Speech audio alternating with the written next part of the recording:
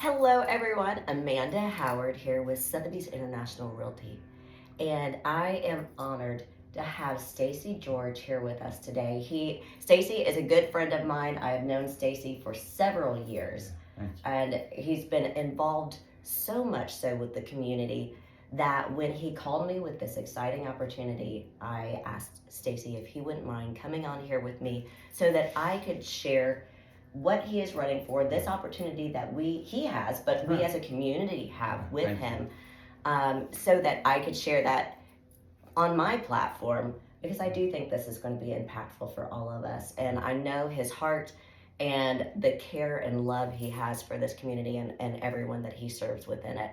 So I wrote down some questions because I did not want to get off on tangents, which I tend to do, Stacy. I You do know too. that. I do too. So we're both guilty of that. So I think we'll be good. So, Stacy, if you would just give us a little start to the background so that we can share with them some of what I know about you. Okay. So this state senate race it just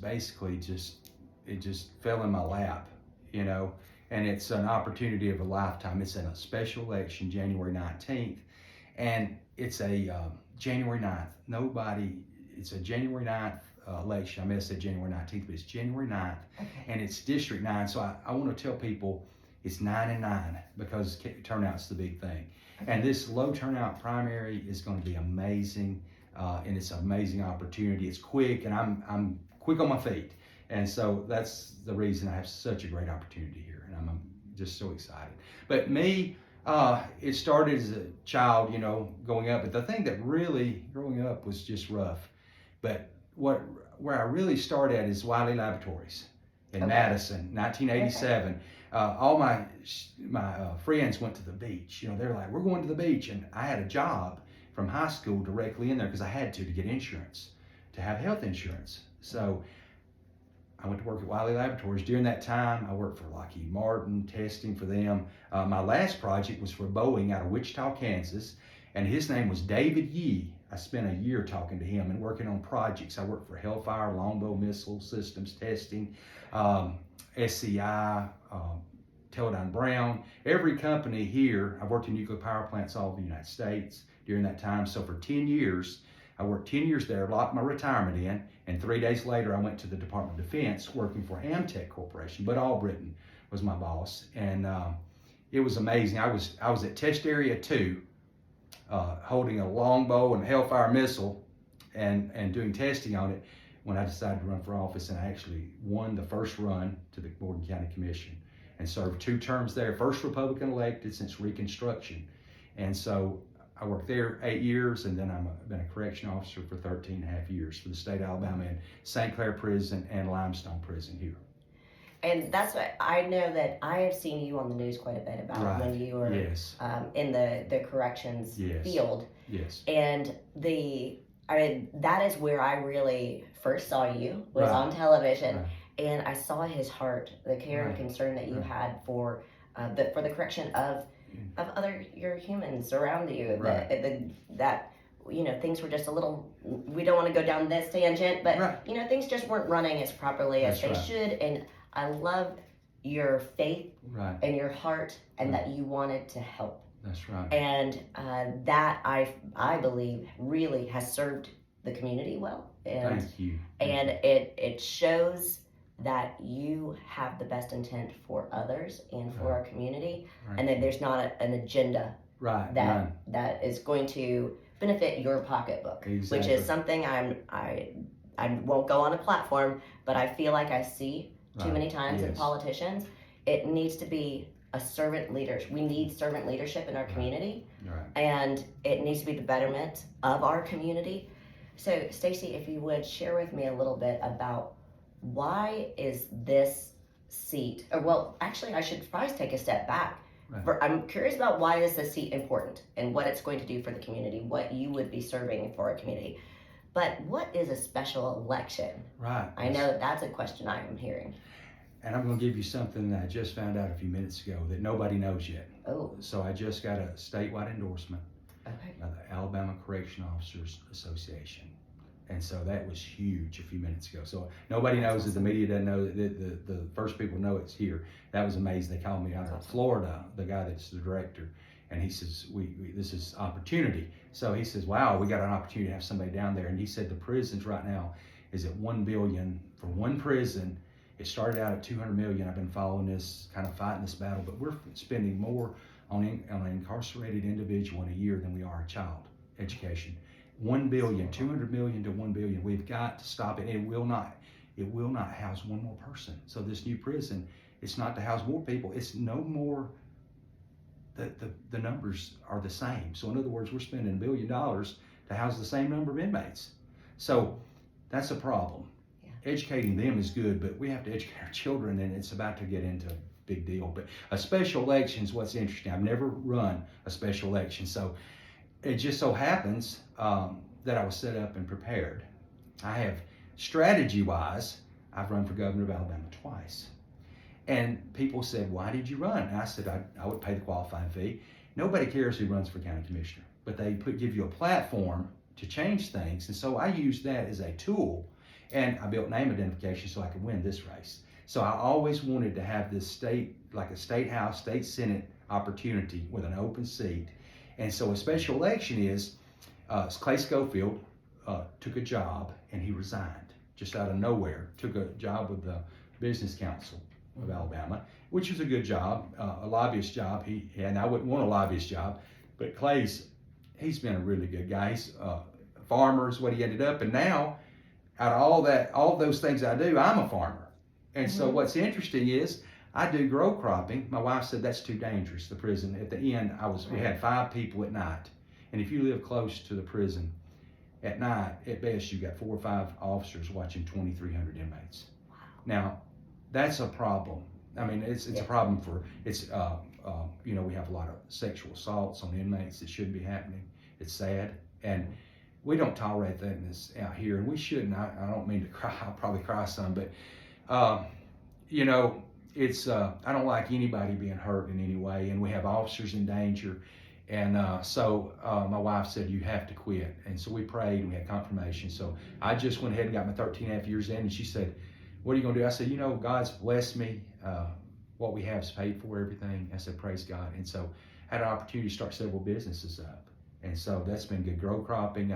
Did some tree cutting. And but I really, you start several things. You say notary on wheels. I do weddings. And this grow cropping, I think that's going to be good. And if I was state senator, I'd go down for 2-3 months out of the year. And then if you needed me, Amanda, you could come up to the farmer's market, get you some tomatoes. I love their tomatoes. Yeah, and some okra and purple hull peas and some squash. And so it's just really my resume has made me to where it is perfect. God opened up this door, and it's just an amazing opportunity.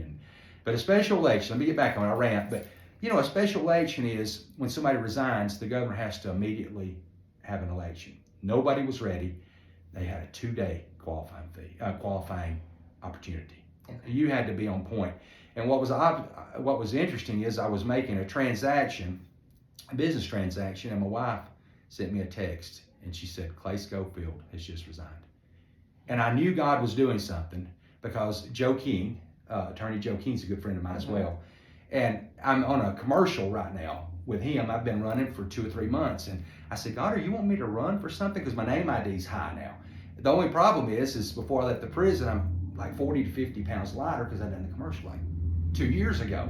So everybody said, your head looks the same, but is that you? So I said, Joe, they may not know exactly, but I had people look at that. So I saw an opportunity, and so I just seized the moment. That's what I do. This is a great opportunity. So basically a special election just happens. It happens quickly, and the election's January 9th. I mean, you got Christmas, you got Thanksgiving, you got New Year's. I mean, how do you get people out? So marketing wise, I'm sitting here praying. I said, God, that's my thing is marketing. So I go 9 and 9. I'm running for District 9 on the 9th. 9 and 9, trying to tie people in so they'll remember it. That's the biggest thing. And if I get my message out, they say that I'm leading the polls. And got 2 good guys running, some House members. But this is a great opportunity, and it's just a real quick thing. On the one of the questions that I know that I'm thinking back to now is on who for District 9. Who can vote? I think that was one of my questions. I was actually making sure I'm not forgetting I something. wish I could get up and show you that map, but I don't know if we can get up at this point. Oh, Go back. I'll grab it. Yeah, let's get that. You can get all three of them. Yes, that would be a way to do it, I think, and that would be the best way to do it. And if you're, right here, I basically had several companies do that. I don't know. Yeah, you can see it. Yeah. So that's kind of the gist of it. Now I want to do a little more detail here. Here's 9. Yeah, that's right. So in Marshall? Marshall. Does it also encompass Madison? Yeah, the entire Redstone Arsenal. Oh, I see. And okay. nobody's voted in this yet. It just got moved. Okay. And nobody knew. But this right here map is going to be a better map to show you a little more probably detail, I think. Let's see, no, right here. This is the way to really look at it. Okay. That little small one right there, kind of, that encompasses the, you can see that gray. I don't know which way is the best. The gray and that little yellow spot there is this is a smaller version of it. But basically, the gist is, we had just taken in Redstone Arsenal, and what kind of better way to tie in Talking Point for me than the Redstone Arsenal? And the last time, it was not in the map. I said, God's so good. And what's interesting is, I want you to look how God works. Now, this is amazing. There's a little dip right here. You see that little dip that goes up on Green Mountain?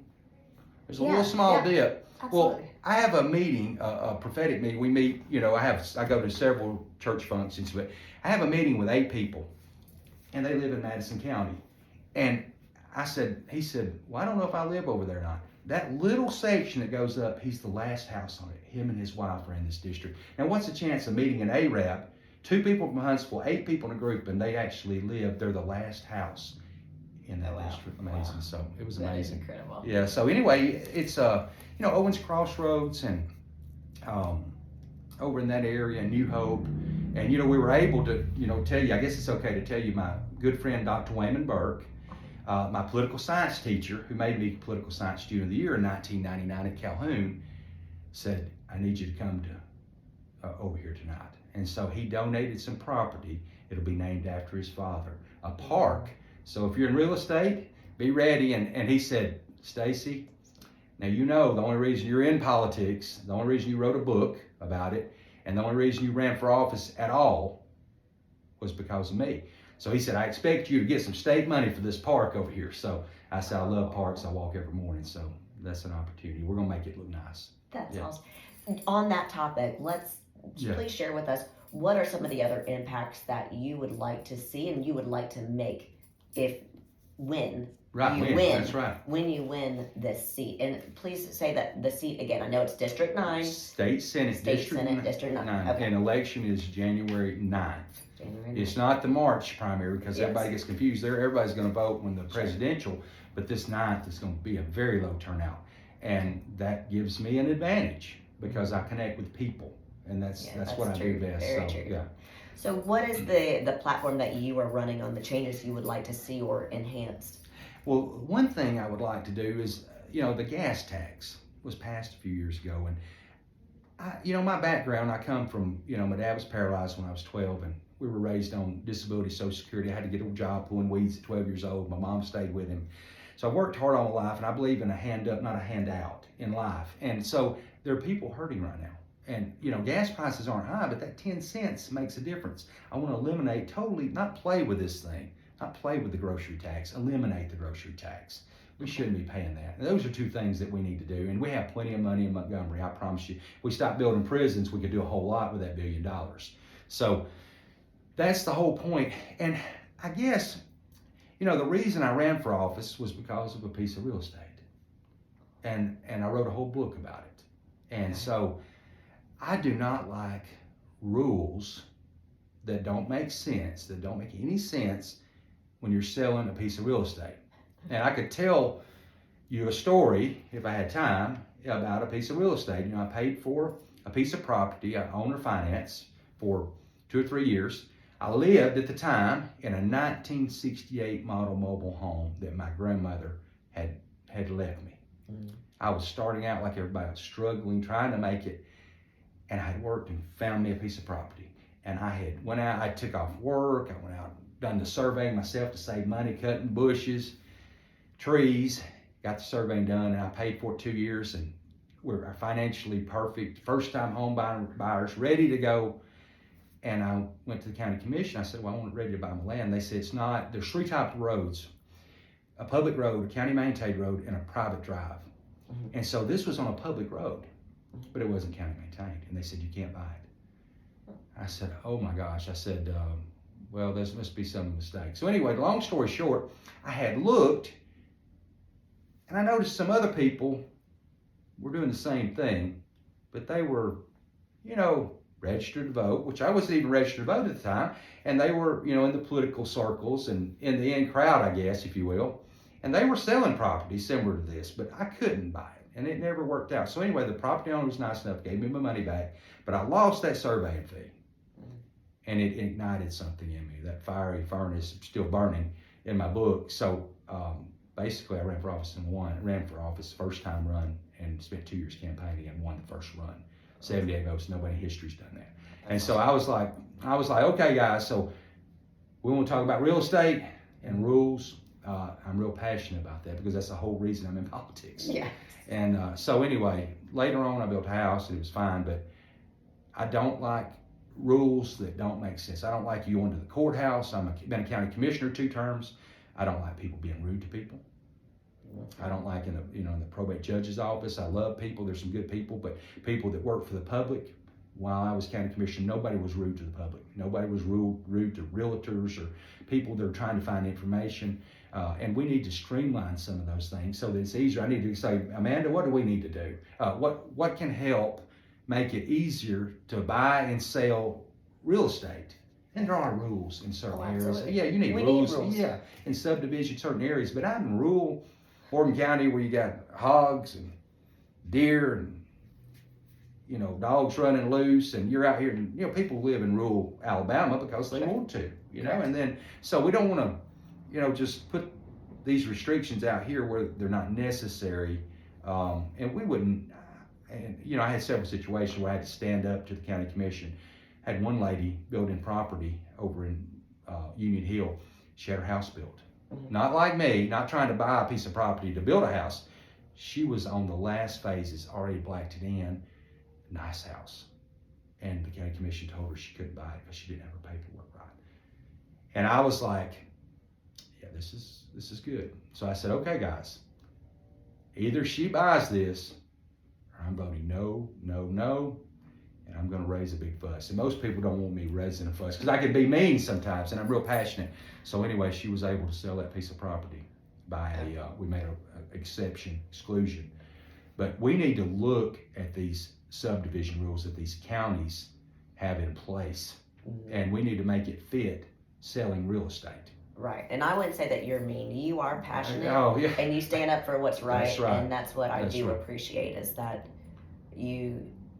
For me, I avoid politics. I feel like I need to in my position. I usually stand aside and let someone else fight the good fight in the political realm. Right. And that's why I know that you would be the right person for that. Well, thank you. To fight the good fight, for standing up for what's right, for our citizens, for our neighbors, for our community, so that we can live the life that we love and the lifestyle we want to live it here in the US of A, in Huntsville, Alabama, Madison, Alabama, and Owens Crossroads. We just do live in the most beautiful location in the world, I believe, here in North Alabama. And what an opportunity I see as so much connections. And I look at me and I say I'm like a bug in this spider web, right? And this spider web touches so many things. Defense. You got a state senator in Montgomery, Alabama, and Boeing calls, or whether it be Teledyne Brown or Lockheed Martin or Williams International out of state and says, we want to come to Alabama. And I said, I've held one of your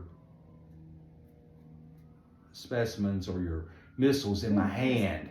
And so, I said, well, I think I can help you. So it's not foreign to me. You've got somebody in Montgomery. I'm all the way in Montgomery, but yet I'm able to be connected to law enforcement, the sheriff's department, about kids, safety of kids. My whole job at 13.5 years was security, custody, and control. We have all these shootings. Well, we need better technology. We need an officer responding quickly to these schools. And, as law enforcement, I have some plans to be able to identify sex offenders. This is unbelievable. I have found a way by studying them that I can implement to be able to identify a sex offender without any evidence. And what I would want to do, I don't know if I want to elaborate on this, but I think it's good. Is that good? No, probably not here Yeah. because of our time. Yeah. But I'm very intrigued. I was just thinking, I know that there's a couple other people I could connect you with that would be very interested in that as well. Yeah, it deals with building a glass building, and it would work. And basically you just monitor them and watch their emotions. They don't all look alike. They're different, but they act alike. And so I studied them. I studied people. You know, that's what I do. And I was able to study people for 13 and a half years. You wouldn't believe the things I learned. Oh my gosh. I'm sure of it. I was over the law library. This makes tie in. I understand I do a notary now as a business, but I actually was able to do 1,200 notaries in 1 year. Do you know how much I know about the law by just doing that? I was over the law library and over the different religions. So I was over so I understand all the different factions of religion, which is, you know, every one of them. And I know them in detail. So, you know, that's just another thing I know. You know, not bragging. I'm just saying God put me in positions where I had to learn, or you either learn or die. Sometimes. Right. So this is, again, Stacy George, Yes. a very passionate individual with such a diverse background in so many areas. As we've shared here, I know this was long. Hopefully we're going to be able to splice this and cut it into segments. But just pay attention and follow Stacy George here for the special election, January 9th, District 9. And thank you so much for coming on here and sharing. Oh, this was great. Thank you for this opportunity. It's just amazing to be able to do my first sit-down real interview in this with dealing with a piece of real estate is the whole reason I'm in office. But the biggest thing is stacyleegeorge.com. We have a website. We've tried to tailor it to this race, but nobody has much time. But we've got most of the information back up. And so you can find out a lot about me. And if not, you can Google Stacy George, and you can see things since 1997. I've been in politics. There's nobody in Washington that doesn't know me in Alabama. There's nobody since 1997, no governor that doesn't know me, no legislator, no House member in Alabama. So when I go down there, whether you like Stacy George or you don't, everybody respects me. And they know me. Thank you so much. Thank you so much. It's always so good to see you. Good to see you. Everybody, Bye-bye. have a great day. Stay informed.